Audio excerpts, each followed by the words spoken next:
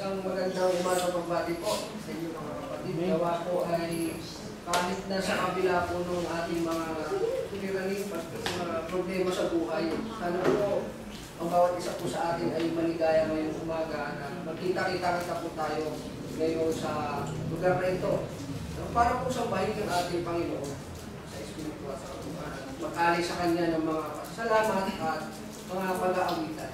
Ngayon po, tayo po ay mag-aaral ng mga banal na salita ng ating Panginoon na maaari makapagpatibay po sa atin tungkol sa mga katotohanan na kasulat po dito sa Biblia na ating pinag-aaral.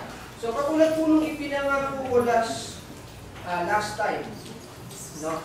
Na ipagpapatuloy po natin yung ating pag-aaral na may kinalaman po doon sa foreknowledge and eternal plan of God. At ito po ay nag-focus doon sa kamatayan po ng Panginoong Jesucristo. No, na ito pong kamatayan ng Panginoong Jesus ay hindi aksidente in history.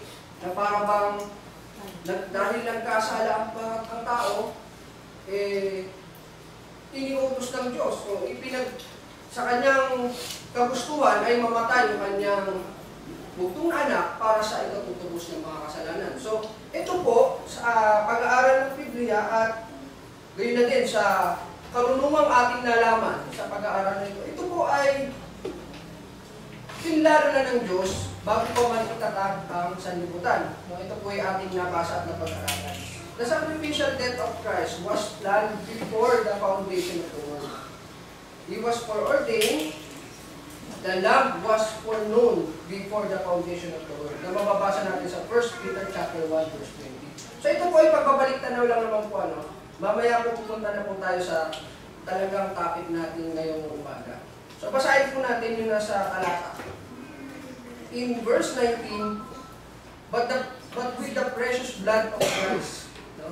Ang konteksto po nitong sulat, ang sinasabi ni Apostol Pedro sa mga Kristiyano ng panahon yan, ay hindi kayo tinubos ng mga material na bagay, ng mga mahalagang bagay sa mundong ito. Katulad ng mga ginto, ilak, kung ano pa mga bagay, material na bagay. Kundi, but with the precious blood of Christ as of a lamb, without blemish and without spot, who verily was foreordained before the foundation of the world, but was manifested in the last times for you.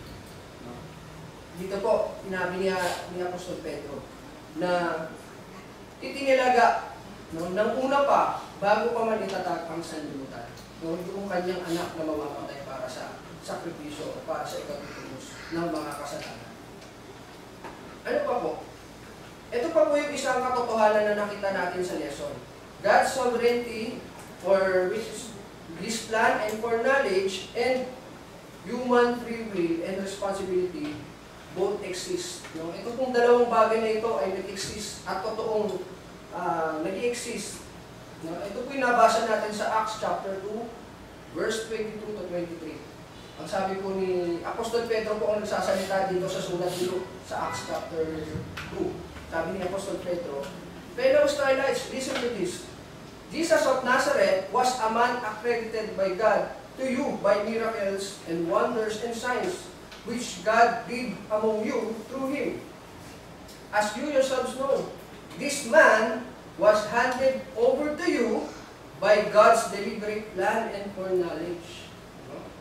Bagamat namatay ang Panginoong Hesus, namatay sa inyong mga kamay, but ang sabi ni Apostol Pedro, itong taong ito na ipinatunayan sa inyo ng Diyos, ito'y ibinigay sa inyong mga kamay, was handed over to you by deliberate plan and foreknowledge of God. And you, with the help of wicked men, put Him to death by nailing Him to the cross.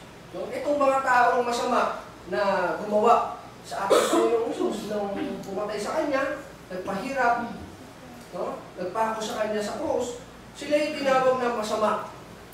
No? Wicked men. Sila'y responsible pa rin sa kanilang mga kasalanan. Sapagkat ito'y ginawa nila according to their own desire. Dahil sila may free will. Yun yung dalawang nag-i-exist po sa pinag-aaralan. For knowledge of God and plan of God and the free will of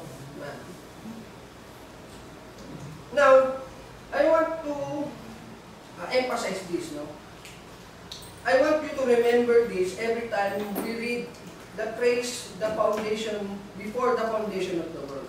Every time we read the praise, before the foundation of the world in the Bible, we should remember these things. Number one, it points to God's eternal plan and what God purposed prior to anything being made. Pag nababasa po natin yung praise na yan, hindi po ibig sabihin yan na namatay na ang Panginoong Hesus bago pa man itatag ang sanlibutan. Hindi po. Hindi. Tumuturo ito sa kanyang plano at sa kanyang purpose before or prior to anything being made. Ganon po makapangyarihan ng Diyos, hindi nagkukulang sa pagpaplano, sa kanyang karunungan, sa kanyang pag-ibig. Hindi nagkukulang o hindi para sa ating mga tao, no? Meron tayong ginagawa, sometimes parang hindi natin napagplano mabuti, hindi natin napag-isipan. Pero ang Diyos hindi po ganoon. Number two, that God is eternal and purposeful. He acts with design, not improvisation. Yun po yung sinasabi ko kanina. Kung kumilos ang Diyos ay He put everything according to His purpose. No? Nakita natin yan, simula pa nung kanya ginawa niya lahat ng mga bagay during creation. Hindi improvisation. No? Kumbaga, hindi po, sa madaling salita, hindi po parang palakit butas. No? Na kapag tayo ay ginawa at nagkaroon ng problema, susolusyonan natin. Improvise. No? Sa madaling salita, panakit butas para masolusyonan yung problema. Pero ang Diyos hindi po gano'n. Because He is eternal and purposeful. Now, let's go to our lesson this morning. Na may tungkol po sa Book of Life and the chosen people of God. Kasi may kinalaman din po ito sa plano ng Diyos mula pa nang itatag niya ang sanlibutan. No? Ano po ba ang Book of Life? To start with, ano po ba ang Book of Life? The Book of Life is a divine register of those who belong to God and will share in eternal life. So just imagine, no, kung mahilig po tayo sa history, noong ancient time, yung mga empire, mga bansa, meron silang tinatawag na citizens roll. Doon, naka-register o nakalista yung kanilang mga citizens. No? Bakit? Para, unang-una, yung mga taong nakalista doon, yun yung mga mag-e-enjoy ng mga karapatan o privileges sa kanilang bansa. No? And para sa taxation, ganyan, may mga benefits na matatanggap yung mga citizens na nakalista doon. Ganun po noong panahon ng empires, no? During ancient times. So dito din, ito yung konsepto na iparating sa atin ng author. The Book of Life is divine register of those who belong to God. Sino yung citizens talaga ng langit? No?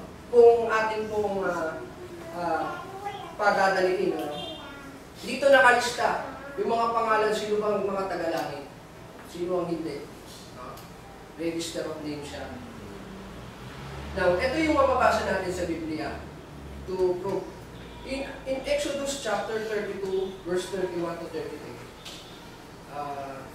Ang konteksto po nito, si Moises, pagkatapos siya po umakyat sa bundok, alam naman po natin yung kanyang kasaysayan para tanggapin ang mga utos ng Diyos. Ngayon, pagbaba niya, nakita niya yung kanyang mga kababayan sumasamba na sa Diyos-Diyosan. Gumawa na ng golden calf. Ngayon, ang sabi ni Moses dito, pagbalik na sa Diyos, so Moses went back to the Lord and said, "Oh, what a great sin these people have committed. They have made themselves gods of gold. But now, please forgive their sin. But if not, then blot me out of the book you have written." No? Ganun ka-martyr si Moises. Ganun yung kanyang representasyon para sa kanyang mga kababayan. Patawarin niyo po sila sa kanilang ginawang kasalanan. Kung hindi naman po, alisin nyo na lang ako sa libro ng buhay, sa aklat ng buhay.